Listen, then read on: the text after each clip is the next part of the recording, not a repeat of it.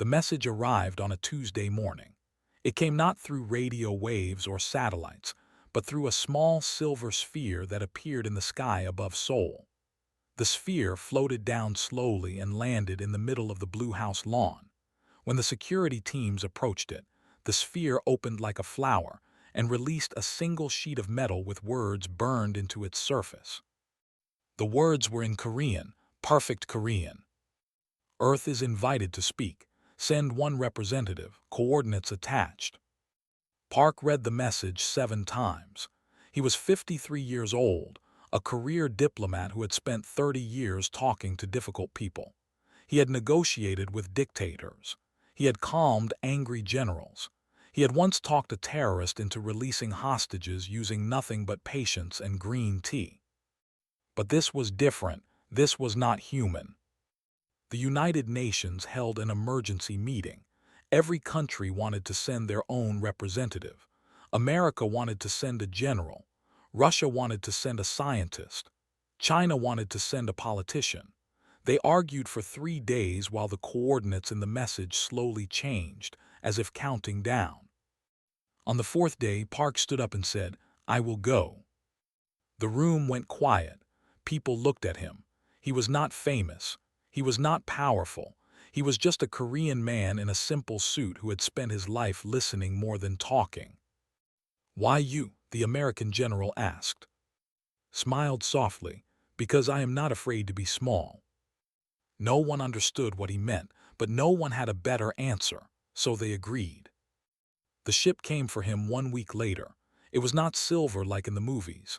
It was black, so black that it seemed to eat the light around it, walked toward it alone. His wife watched from the observation deck. She did not cry. She had been married to him for 25 years. She knew that crying would not help him, and she knew that he always came back. "Be careful," she had said that morning. "I will be myself," he had answered. "That is all I can be." The ship swallowed him whole. Inside there were no seats, no windows, no controls. Just a smooth, empty room that hummed with a sound too low for human ears to fully hear. Sat down on the floor, crossed his legs, and closed his eyes. He had learned long ago that panic was a choice. He chose not to make it. The journey took 3 days, or maybe 3 hours, or maybe 3 weeks.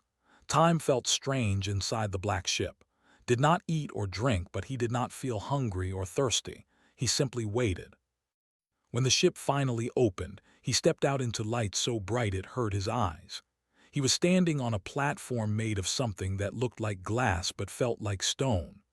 Around him, the sky was purple and filled with stars he did not recognize. And in front of him stood creatures he could not have imagined. They were tall, short, wide, thin. Some had scales, some had fur. Some had skin that changed color like water under sunlight. Some floated, some crawled, some stood on legs that bent in ways that made knees ache just from looking. There were hundreds of them, maybe thousands, all watching him. One of them stepped forward. It was taller than by at least 2 meters.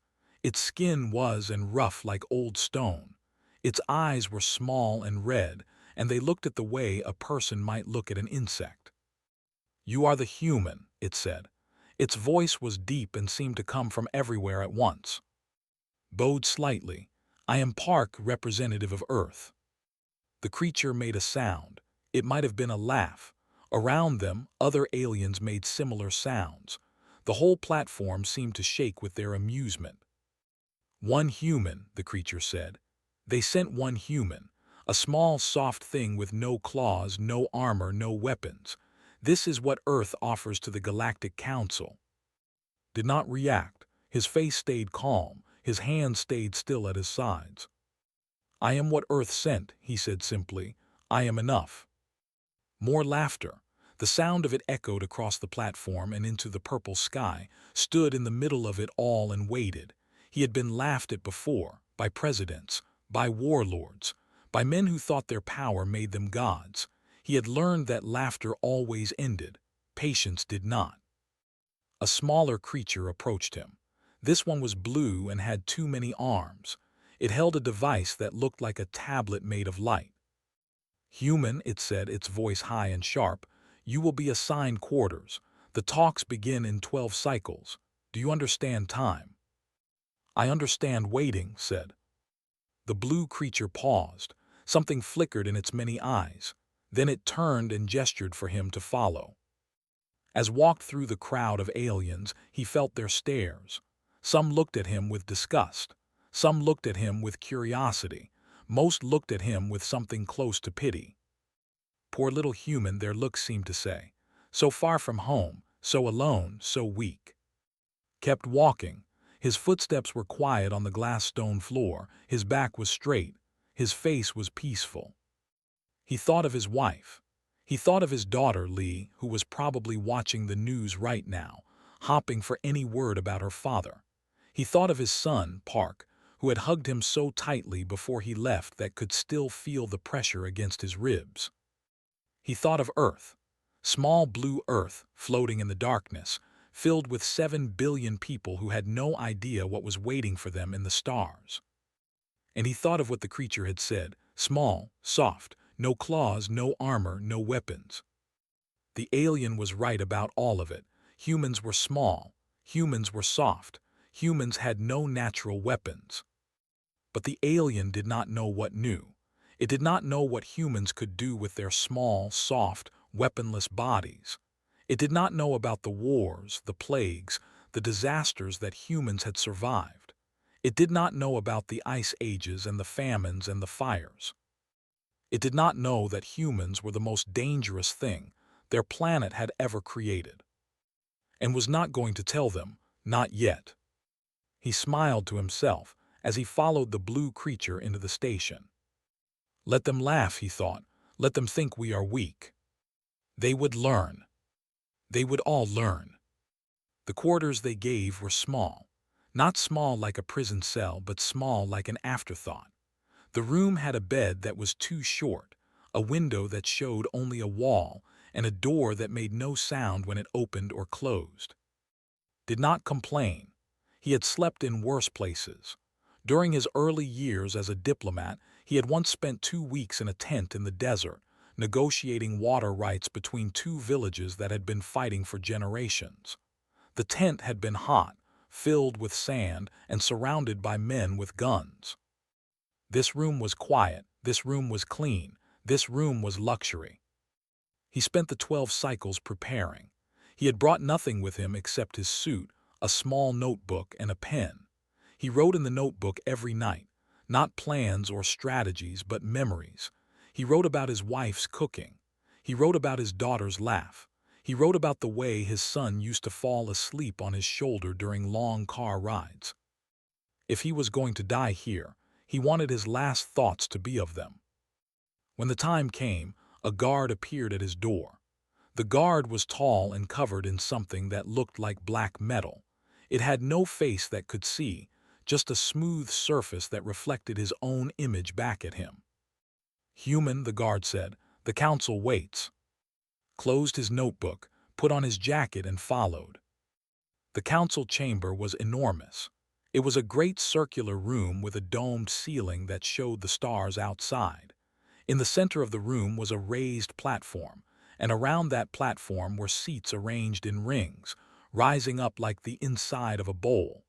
Every seat was filled with an alien creature. Counted 12 different species. Some he recognized from his first day. The stone creatures, the blue many-armed ones. There were others too, creatures with wings, creatures with tails, creatures that seemed to be made of light itself. And in the center of the platform stood a single, empty chair. "The human will sit," a voice announced. It came from everywhere and nowhere. Walked to the chair and sat down. The chair was too big for him. His feet did not touch the floor. He looked like a child sitting in his father's seat. He did not adjust himself. He did not try to look bigger. He simply sat and waited. The creature from before stepped forward. Up close, could see that its skin was covered in tiny cracks like old pottery. Its red eyes burned with something that might have been anger or might have been hunger. "I am," it said, "commander of the Empire. I speak for the strong." Nodded, I am Park, I speak for Earth. Made that laughing sound again. Earth, a small rock with too much water. We have known of your world for 200 of your years. We watched your kind kill each other with sticks and fire. We watched you burn your own cities. We watched you poison your own air. The chamber filled with sounds of agreement. Clicks, hisses, rumbles. The aliens were enjoying this. We did not contact you, continued, because we did not think you were worth the effort. You were like insects fighting over a dead leaf, amusing to watch, nothing more. Listened, his face showed nothing. But now, said, you have become a problem. Your radio signals have spread too far. Your ships have begun to leave your system. You are crawling out of your nest, little human, and we cannot allow that. The chamber went silent. Every alien eye turned to watch. Leaned down until his face was close to us. His breath smelled like metal and something rotten. The Empire demands Earth's complete surrender. You will give us control of your planet, your resources, and your people. You will serve us as workers and servants. In exchange, we will allow you to live. Met's eyes, he did not blink, he did not look away. And if we refuse, he asked. Straightened up, he raised one massive arm and pointed at the stars above them. If you refuse, we will destroy you. Not slowly, not kindly. We will burn your world until the oceans turn to steam. We will crush your cities until nothing remains but dust. We will erase your species from the universe as if you never existed. The aliens in the chamber began to laugh. Not the quiet laughter of before, but loud, open laughter. They stamped their feet. They slapped their limbs. They howled with joy. They were enjoying this. They were enjoying watching the little human squirm. But was not squirming. He sat in his too big chair and listened to their laughter. He watched their faces, their eyes, their bodies. He watched how they moved and how they spoke and how they looked at each other. And he understood something important. They were afraid. Not of him, not of Earth, but of something. There was fear hidden behind their laughter, fear hidden behind their threats. They were bullies, and bullies only attacked things they thought were weaker than them. They thought Earth was weak. They needed to believe that Earth was weak, because if Earth was not weak, then they might have to actually fight, and fighting was dangerous. Fighting meant they might lose. Filed this information away in his mind. You have not answered, growled. Does Earth surrender? Looked around the chamber. He looked at each species one by one. He met their eyes. He let them see his face, calm and unafraid. I need to understand something first, he said. His voice was quiet, but somehow it carried through the entire chamber. You have 12 species here, 12 powerful empires, and you are all united against one small planet that you say is weak and worthless. He paused, the laughter had stopped. Why, he asked, why would 12 empires come together to crush an insect? What are you really afraid of? The chamber was silent, his red eyes narrowed. We fear nothing, he said, especially not you. Nodded slowly. Then why are you threatening us? If we are so weak, why not simply ignore us? Why come here? Why demand our surrender? Why make such a show of your strength? He leaned forward in his chair. Unless, he said, you know something about us that you are not saying. Unless you have seen something in our history, in our behavior, in our nature that makes you uncertain. Slammed his fist on the platform. The sound echoed like thunder. Enough, you speak too much for a creature about to die. The council has heard our demands. The council will vote, and then we will see how brave you are when your world is burning. He turned and walked back to his seat. The other aliens watched in silence. Sat alone on the platform. The chair was still too big. His feet still did not reach the floor. But something had changed in the room. The energy was different. The laughter was gone. And in its place was something else. Doubt. Looked at his hands. They were the hands of an old man, wrinkled and spotted and soft. They had never held a weapon. They had never thrown a punch. They were the hands of a talker, a listener, a peacemaker. But they were human hands, and human hands had built cities and torn them down. Human hands had created art and weapons. Human hands had reached for the stars while standing in mud. Tomorrow, he thought, I will show them what these hands represent. Tomorrow, they will learn what Earth really is. He closed his eyes and waited for the vote. The vote took 6 hours, sat in his chair the entire time. He did not move. He did not speak. He simply watched as the 12 species argued among themselves in languages he could not understand. Finally stood again, his red eyes found across the chamber. The council has voted, he announced. Earth has 3 of your days to accept our terms. After that, the Empire will begin its campaign. Any species that wishes to join us may do so. The rest will watch as we demonstrate what happens to those who resist. The aliens began to leave their seats. Some looked pleased. Some looked uncertain. A few of the smaller species glanced at with something that might have been sympathy. Wait. His voice cut through the noise. It was not loud, but something in it made every creature stop. I have not given my response, he said. Turned back to face him. His expression was a mixture of surprise and annoyance. Your response does not matter, human. The vote is complete. The vote is your answer, said calmly. But you asked Earth a question. You asked if we would surrender. I believe I deserve the chance to answer. Murmurs spread through the chamber. The aliens looked at each other. This was not how things were done. The weak did not speak after the strong had decided. But there was something about this human, something in his stillness, something in his eyes, something that made them want to hear what he had to say. Growled low in his throat. Fine, speak your answer, little human. Say your piece. It will change nothing. Stood up from his chair. He walked to the edge of the platform and looked out at the assembled species. Hundreds of eyes watched him. Thousands, maybe, all waiting. You have called us weak, he began. His voice was steady and clear. You have called us small. You have said we are insects fighting over dead leaves. You have laughed at us, threatened us, told us that we are nothing. He paused and took a breath. I want to show you something. He reached into his pocket and pulled out a small device. It was black and flat, about the size of his palm. He had built it himself during the 12 cycles of waiting, using parts from his quarters and knowledge he had gathered over a lifetime. This is a simple projector, he said.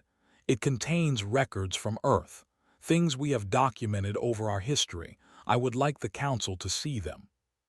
Laughed. You want to show us pictures, home movies of your pathetic planet. I want you to understand what you are threatening, said. I think you deserve that much. Before you decide to attack us, you should know what we are. The chamber went quiet, looked around at the other species. Some nodded, others shrugged. The curiosity was too strong. Show us then, said. Show us your weakness. Pressed a button on the device. Light erupted from it and filled the domed ceiling above them. The first image was of a mushroom cloud. This is what we call a nuclear explosion, said. His voice was calm, almost gentle. We created this weapon 80 years ago. One bomb, one single bomb. It destroyed an entire city in seconds, killed 80,000 people in a flash of light. The aliens stared at the image. Some of them shifted uncomfortably.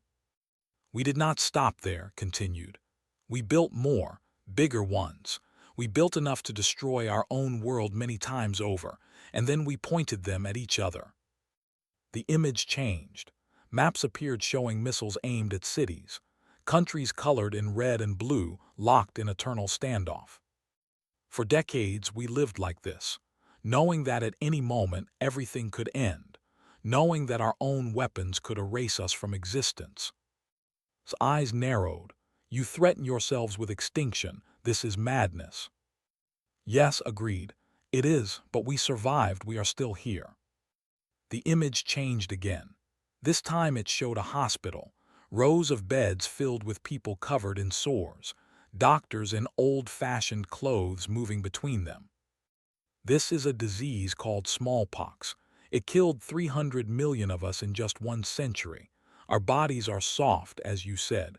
We have no natural armor. Diseases hunt us constantly. More images, plague victims, cholera outbreaks, the great flu that swept the world. We lost countless millions to sickness, but we learned. We studied the things that killed us. We found ways to fight back. We made vaccines and medicines. We turned our weakness into knowledge. The images shifted to ice. Endless white landscapes, frozen oceans. Humans huddled in caves wrapped in animal skins. This is an ice age. Our planet has gone through many of them. The cold came and covered everything. Food became scarce. Many species died, but we did not. We adapted. We used fire.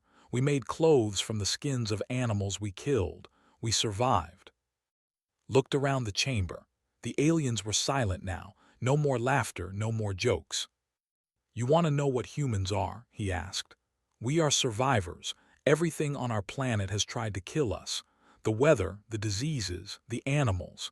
Even the planet itself shakes and burns and floods, and through all of it we keep going."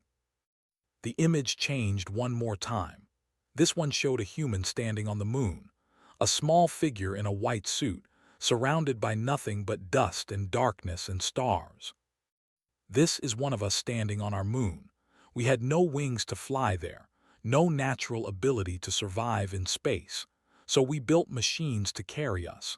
We wrapped ourselves in metal and fabric and climbed into the void." Lowered the device. The images faded. The dome showed only stars again. "You ask if Earth will surrender," he said. "My answer is no, not because we want war, not because we think we can win, but because we do not know how to surrender. It is not in our nature." He looked directly at. "We have faced extinction before, many times, and every time we found a way to survive. You can burn our cities, you can destroy our armies, you can kill billions of us, and the survivors will keep fighting. They will hide in caves and mountains and underground bunkers. They will teach their children to fight. They will wait for generations if they have to." His voice dropped lower. "And eventually they will find you. They will learn your weaknesses. They will build weapons to hurt you, and they will never ever stop. Because that is what humans do. We endure, we adapt, we overcome." The chamber was completely silent. "So before you vote to attack us," said, "ask yourselves this. Is it worth it? Is our planet, our resources, our service, worth an enemy that will never surrender? An enemy that has spent its entire existence learning to survive against impossible odds?" He sat back down in his chair. "We do not want war," he said quietly. "We would prefer peace. We would prefer to trade, to learn, to grow alongside you. But if you choose war, know this. You will win battles, you may even win the war, but you will never win our surrender, and you will never be safe from us again." The silence stretched on. No one moved, no one spoke. Finally stood. His face was unreadable. "The council will discuss this," he said. His voice was different now, quieter, less certain. He turned and walked out of the chamber. The other aliens followed. Sat alone on the platform, surrounded by empty seats and the light of distant stars. He hoped it was enough. He hoped his words had planted seeds of doubt, seeds of fear. But if they had not, if the war came anyway, then Earth would face it. Together. The next 2 days passed slowly. Stayed in his quarters, waiting. No one came to see him. No messages arrived. The station was quiet, as if the entire place was holding its breath. He spent the time writing in his notebook. He wrote letters to his wife, to his children, to friends he had not seen in years. He wrote about the aliens, describing them in careful detail. If he made it home, he wanted to remember everything. If he did not make it home, he wanted someone to find his words and understand what had happened here. On the morning of the 3rd day, the faceless guard appeared at his door. "Human, the council calls for you again." Put on his jacket and followed. The chamber was different this time. The seats were still full, but the energy had changed. The aliens did not laugh when he entered. They did not whisper or point. They simply watched him with careful eyes. Was already standing on the platform. His stone face was hard and cold. "Human," he said as approached, "your words have caused problems. Some members of the council have grown weak. They speak of peace, of negotiation. They say that war with Earth would be costly." Climbed onto the platform and faced him. "Perhaps they are wise." "They are cowards," spat, "and I will prove it. I will prove that humans are nothing but clever prey, animals that have learned to speak." He stepped closer too. The commander was massive up close. His arms were thick as tree trunks. His hands ended in fingers that looked like stone knives. He was built for violence in ways that no human could match. "I challenge you," human said. "Combat here, now. If you win, Earth goes free. If you lose, your planet surrenders immediately." The chamber erupted in noise.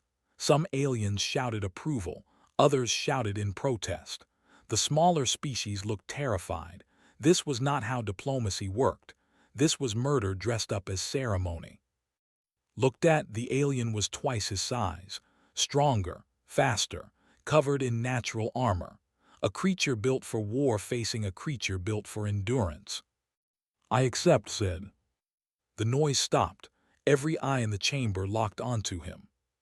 "What?" Seemed genuinely surprised.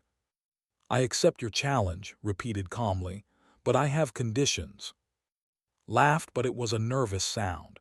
He had not expected the human to agree. "Conditions? You are in no position to make demands." "I am about to fight for my entire planet," said. "I think that earns me the right to set some rules." He looked around the chamber. "First, no weapons. This is a test of our species, not our technology." Nodded, agreed. "I need no weapons to crush you." "Second, the fight ends when one of us can no longer continue, not when one of us is dead. This is about proving a point, not about murder." His eyes narrowed. "You wish to lose without dying." "I wish to give both of us the chance to survive," said. "Even enemies deserve that much." There was murmuring in the chamber. Some of the aliens seemed surprised by his words. Others seemed confused. The concept of mercy in combat was foreign to many of them. "Fine," said. "It will make no difference. You will fall and your world will kneel." He stepped back and raised his massive fists. Removed his jacket and folded it carefully. He placed it on the floor beside his notebook. Then he turned to face the creature that wanted to destroy his world. The chamber fell silent. Moved first. He was faster than something that big should have been. His arm swung down like a hammer, aimed its head. Stepped to the side. Not jumped, not dodged. Simply stepped, smooth and calm, as if he was walking through a doorway. His fist crashed into the platform where he had been standing, cracking the glass stone surface. The aliens gasped. Swung again, and again, and again. Each blow was powerful enough to shatter bone, to pulverize flesh. Each blow hit nothing but air. Moved between the attacks. He did not run. He did not panic. He simply moved, reading the creature's body, anticipating where the next strike would land. He had spent his whole life reading people, understanding their intentions before they acted, seeing the small movements that revealed what someone would do next. It worked on angry diplomats. It worked on nervous terrorists. It worked on alien warriors. Was getting frustrated. His movements became wilder, less controlled. He was not used to prey that did not freeze in fear. He was not used to something smaller than him that refused to be hit. "Stand still," he roared. "Face me like a warrior." "I am facing you," said calmly. He had not even broken a sweat. "I am just choosing not to be hit." Charged at him with both arms spread wide. It was a desperate move, designed to grab and crush. Dropped low and moved forward. He slipped under the creature's arms and came up behind him. As stumbled past, struck. Not a punch, not a kick, Just a simple push aimed at the back of the creature's knee. Fell. The impact shook the platform. The massive commander crashed onto his face, his weight working against him. He tried to rise but was already there, standing beside him. "Your species relies on strength," said quietly. "But strength means nothing if you cannot touch your opponent. Speed means nothing if you cannot predict where they will be. Size means nothing if it makes you slow and clumsy." Pushed himself up onto his hands and knees. His red eyes burned with rage and something else, something he had never felt before. Shame. He lunged at from the ground, trying to grab his legs, stepped back easily and let the creature fall flat again. "Humans are not strong," continued. "We are not fast, we are not armored, but we watch, we learn, we adapt. Every moment of this fight I have been studying you, learning your patterns, your weaknesses, your mistakes." He knelt down beside his head. "I could have killed you," he said softly. "When you fell, I could have struck your throat, your eyes, the soft spots behind your head. I know where they are now. I learned them by watching you move." His breathing was heavy. He stared at the human with something approaching fear. "Why did you not?" he asked. Stood up and offered his hand. "Because I do not want to be your enemy," he said. "I want to be your friend. Earth wants peace. We want to learn from you and share what we know. But if you force us to be enemies, know this, we will watch, we will learn, and we will find every weakness you have." He kept his hand extended. "Choose, Commander, war or peace. I will accept either. But one of them costs us nothing and the other costs us everything." The chamber was completely silent. Every alien watched. Every breath was held. Slowly reached up and took his hand. Pulled him to his feet. "I will speak to the council," said. His voice was rough. "I will recommend peace." Bowed slightly. "Thank you." He picked up his jacket and his notebook. Then he walked back to his chair and sat down, his feet still not reaching the floor. And for the first time since he had arrived, the aliens looked at him with something other than contempt. They looked at him with respect. And underneath that respect, hidden but growing, was fear. The vote came 1 hour after the fight. The result was unanimous. Every species, including the Empire, voted for peace. Earth would not be invaded. Earth would not be conquered. Earth would be left alone to develop on its own terms. But everyone in that chamber knew that something had changed, something that could not be undone. Was escorted back to his ship by the same faceless guard. As he walked through the station, aliens stepped aside to let him pass. They did not laugh anymore. They did not mock him. They watched him with careful eyes, the way prey watches a predator it does not fully understand. He had done nothing violent. He had hurt no one. He had simply shown them what a human could do when pushed. And that was enough. The blue creature with many arms caught up with him before he reached the docking bay. "Human," it said. Its voice was different now, softer, almost respectful. "I am called. I serve as a translator for the council." Stopped and turned to face her. "Yes." Hesitated. Her many arms moved nervously against her sides.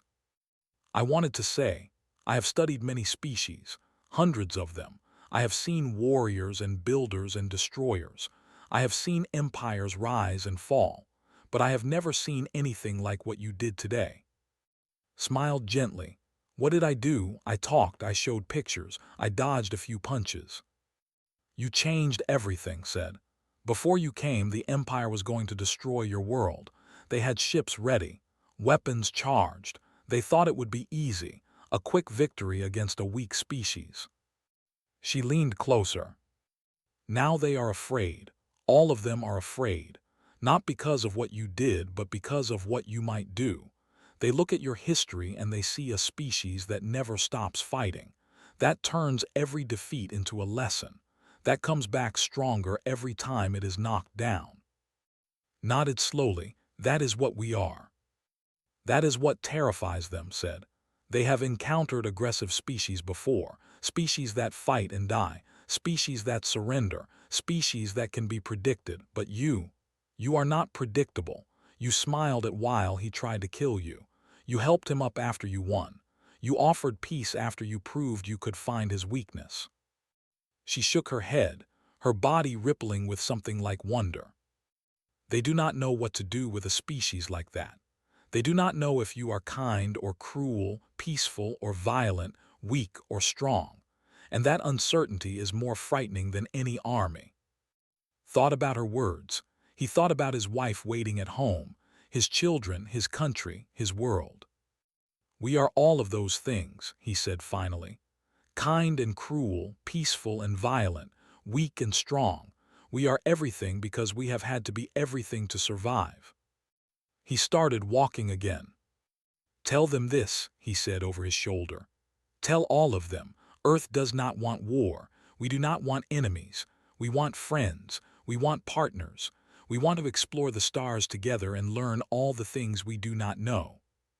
He reached the door of the docking bay and stopped. "But if anyone threatens us again, we will become whatever we need to become to survive. We always have. We always will." He stepped through the door and did not look back.